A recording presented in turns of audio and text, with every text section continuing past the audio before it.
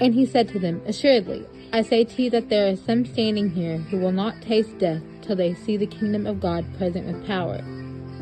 Now after 6 days, Jesus took Peter, James, and John, and led them up on a high mountain, apart by themselves. And he was transfigured before them. His clothes became shining, exceedingly white, like snow, such as no launderer on earth can whiten them. And Elijah appeared to them with Moses, and they were talking with Jesus. Then Peter answered and said to Jesus, Rabbi, it is good for us to be here, and let us make 3 tabernacles, one for you, one for Moses, and one for Elijah. Because he did not know what to say, for they were greatly afraid. And a cloud came and overshadowed them, and a voice came out of the cloud, saying, This is my beloved Son, hear him. Suddenly, when they had looked around, they saw no one anymore, but only Jesus with themselves. Now, as they came down from the mountain, he commanded them that they should tell no one the things they had seen, till the Son of Man had risen from the dead. So they kept this word to themselves, questioning what the rising from the dead meant. And they asked him, saying, Why do the scribes say that Elijah must come first? Then he answered and told them, Indeed, Elijah is coming first, and restores all things. And how is it written concerning the Son of Man, that he must suffer many things, and be treated with contempt? But I say to you that Elijah has also come, and they did to him whatever they wished, as it is written of him. And when he came to the disciples, he saw a great multitude around them, and scribes disputing with them. Immediately, when they saw him, all the people were greatly amazed, and running to him, greeted him, and he asked the scribes, What are you discussing with them? Then one of the crowd answered and said, Teacher, I brought you my son, who has a mute spirit, and wherever it seizes him, it throws him down. He foams at the mouth, gnashes his teeth, and becomes rigid. So I spoke to your disciples that they should cast it out, but they could not. He answered him and said, O faithless generation, how long shall I be with you? How long shall I bear with you? Bring him to me. Then they brought him to him, and when he saw him, immediately the spirit convulsed him, and he fell on the ground and wallowed, foaming at the mouth. So he asked the father, How long has this been happening to him? And he said, From childhood. And often he has thrown him both into the fire and into the water to destroy him. But if you can do anything, have compassion on us and help us.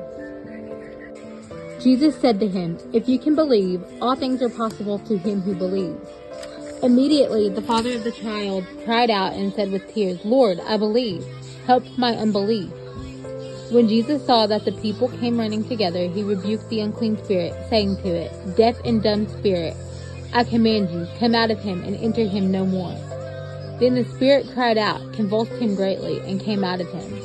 And he became as one dead, so that many said, He is dead. But Jesus took him by the hand and lifted him up, and he arose.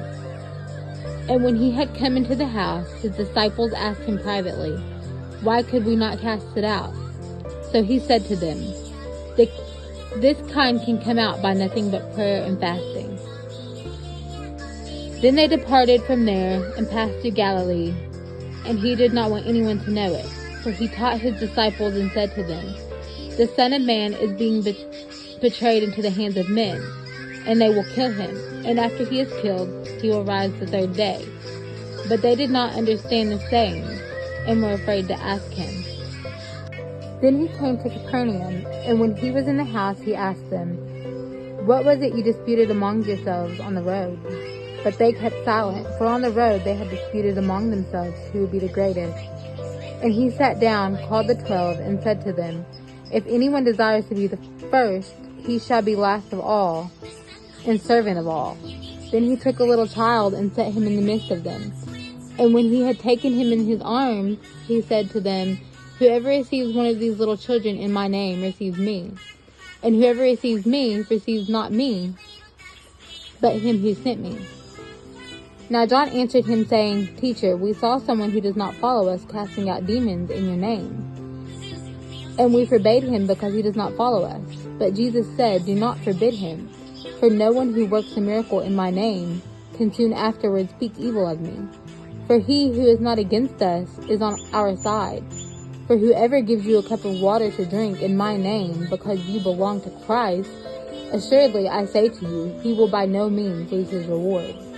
But whoever causes one of these little ones who believe in me to stumble, it would be better for him if a millstone were hung around his neck, and he were thrown into the sea. If your hand causes you to sin, cut it off. It is better for you to enter into life maimed, rather than having 2 hands to go to hell, into the fire that shall never be quenched, where their worm does not die and the fire is not quenched. And if your foot causes you to sin, cut it off. It is better for you to enter life lame, rather than having 2 feet, to be cast into hell, into the fire that shall never be quenched, where their worm does not die and the fire is not quenched. And if your eye causes you to sin, pluck it out. It is better for you to enter the kingdom of God with 1 eye, rather than having 2 eyes, to be cast into hellfire, where their worm does not die, and the fire is not quenched. For everyone will be seasoned with fire, and every sacrifice will be seasoned with salt. Salt is good, but if the salt loses its flavor, how will you season it? Have salt in yourselves, and have peace with one another.